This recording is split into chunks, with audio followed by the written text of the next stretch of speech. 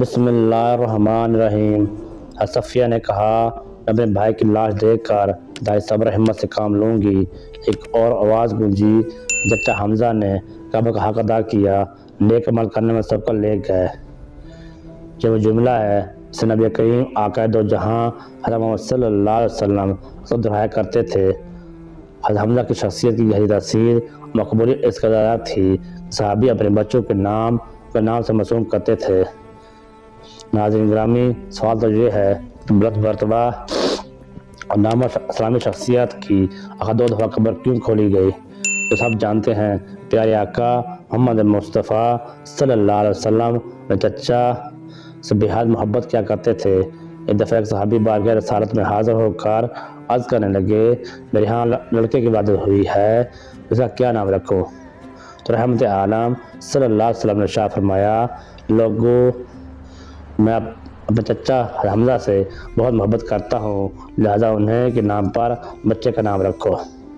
نبی آخر زمان محمد صلی اللہ علیہ وسلم کی ولادت سے 2 سال پہلے چچا اور رضائی بھائی سید الشہداء شیر خدا سیدنا حمزہ بن عبد المطلب پیدا ہوئے۔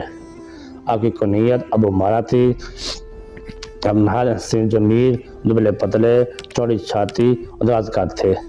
اور بھتیجے محمد صلی اللہ علیہ وسلم سے اتنا محبت کرتے تھے، ان کے فاضل میں پیش رہتے تھے، بلکہ آگاہ یہ کہا جائے ان کے سامنے ہوتے ہوئے اس کافر کی ضرورت نہ ہوتی کہ نبی کریم کے خلاف نہ زیبا لفظ بھی بول دے۔ اسی طرح اعلان نبوت کو 6 سال گزر چکے تھے۔ ایک دن کوہ صفا کے قریب ایک باندھ نے آپ کو شکار کے واپسی پر روکا، کہنے لگی، اے ابو مارا، کاش آپ پہلے آ جاتے، تھوڑی دیر پہلے ہی ابو جہل نے آپ کے بھتیجے محمد کو گالیاں نکالی ہیں، ہاتھا پائی بھی کی، لیکن محمد صلی اللہ علیہ وسلم نے کوئی جواب نہیں دیا اور چلے گئے۔ سنتے ہی آپ جوش میں آ گئے، تیزی سے خانہ کعبہ کی طرف بڑھے، بغیر کسی اور کی طرف متوجہ ہوئے، ابو جہل کے پاس گئے، جہتے اس کے سر پر زور سے ایک ماندے ماری۔ ابو جہل کے سر سے وہ فورا نکل پڑا، ساتھ ہی فرمانے لگے، آج سے میرا دین وہی ہے میرے بھتیجے محمد کا ہے، کہ کسی میں طاقت ہے جو روک کر دکھائے۔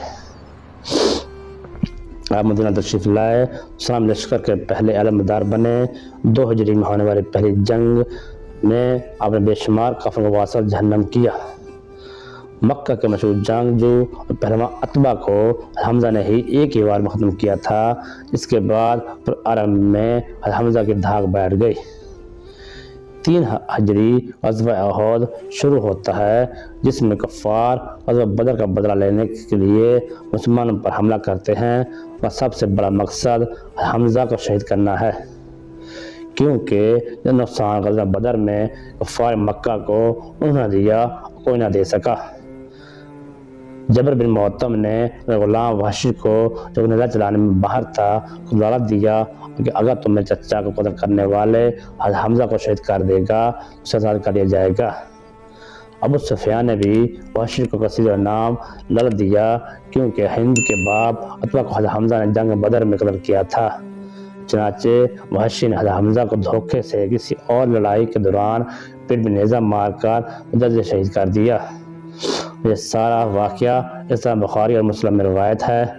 حضرت حمزہ کا پیچا کر کے کلیجہ نکال کر ہندا نے چبایا، پھر ہندا کافر عورتوں کے ساتھ مل کر حمزہ کے کان ناک کاٹ کر انہیں لڑی میں پرو کر کڑے بازو بند اور پزیب بنائے، انہیں پہن کر مکہ میں داخل ہوئے۔ جب نبی کریم صلی اللہ علیہ وسلم نے حمزہ کے جسم کو دیکھا تو آپ صلی اللہ علیہ وسلم رونے لگے، اور کٹے ہوئے جسم کو دیکھ کر شدت غم سے آپ صلی اللہ علیہ وسلم کی آواز بلند ہوئی اور فرمایا، حمزہ سید الشہداء ہے۔ اس منظرہ ایک دفعہ اس منظر کو سامنے لائے جب حمزہ کی بہن حضرت صفیہ کو پتہ چلا کہ بھائی شہید ہو گئے، وہ دیکھنے کے لیے آئیں۔ حضور اکرم صلی اللہ علیہ وسلم نے اپنے بھائی کا کٹا ہوا جسم دیکھنے نہ دیا۔ خیر، حضرت صفیہ کو لائی گئی چادر میں حمزہ کو کفن دیا گیا۔ چادر اس قدر چھوٹی تھی کہ سر ڈھانپتے تو پاؤں ننگے ہو جاتے، اور اگر پاؤں ڈھانپتے تو سر ننگا ہو جاتا۔ اللہ اکبر! حضرت فرمان لگے، سر کو ڈھانپ دیا جائے اور پاؤں پر گھاس ڈال دی جائے۔ حمزہ کے قبر کشائی کی پہلی روایت جابر نے بیان کی ہے، جسے امام مسلم بخاری نے بھی روایت کیا۔ حضرت جابر فرماتے ہیں، چونکہ احد کے 46 سال بعد معاویہ بن ابو سفیان کے دور حکومت میں انہوں نے ایک نہر احد کے مقام پر نکالنے کا حکم صادر کیا۔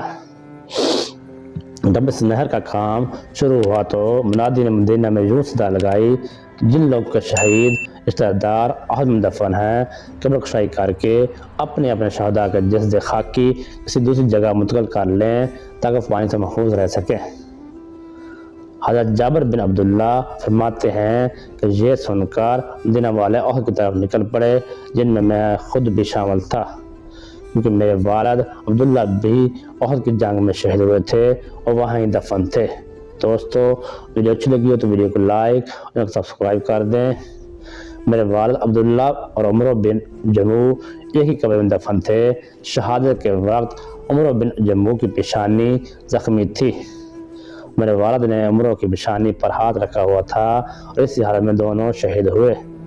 اس لیے جب صحابہ ان کا ہاتھ ہٹاتے تو پیشانی سے خون نکلنے لگتا، جس کی وجہ سے رسول اللہ صلی اللہ علیہ وسلم کے حکم کے مطابق ان دونوں کو اسی حالت میں ایک ہی قبر میں دفن کیا گیا۔ جابر بن عبداللہ فرماتے ہیں جب حکومتی سپاہیوں نے میری موجودگی میں میرے والد عبداللہ عمر کی قبر کھول لی، جیسے ہی عمر کی پیشانی سے میرے والد کا ہاتھ ہٹاتے تازہ خون کے فوارے نکلنا شروع ہو جاتے۔ یہ معاملہ دیکھ کر انہیں یہ قبر بند کر دی۔ اس کے بعد سپاہی حضرت حمزہ کی قبر کی طرف بڑھے، قبر کھودتے ہوئے حمزہ کے پاؤں پر کوئی دال لگی، ان کے پاؤں سے تازہ خون نکلنے لگا۔ حضرت جابر روایت کرتے فرماتے ہیں میں اس بات کا عین شاہد ہوں، تمام شہداء کا جسم تو تازہ تھے اور حضرت حمزہ تو ایسے لگ رہے تھے جیسے سو رہے ہیں۔ سبحان اللہ و بحمدہ سبحان اللہ اللہ اکبر۔ جب سپاہیوں نے شہداء کا یہ عالم دیکھا تو یہ مزید قبر کشائی کو روک دیا اور دوبارہ سبھی کو اسی حالت میں دفن کر دیا جیسے پہلے تھے۔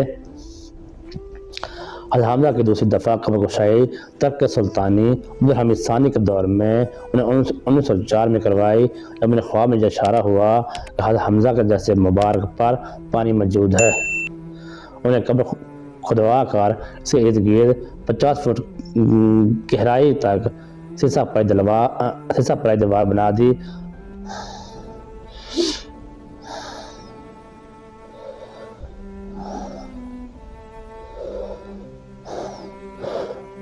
دوستو ویڈیو اچھی لگی ہو تو ویڈیو کو لائک اور چینل کو سبسکرائب کر دیں اور کمنٹ میں اللہ کا پیارا سا نام ضرور لکھیں۔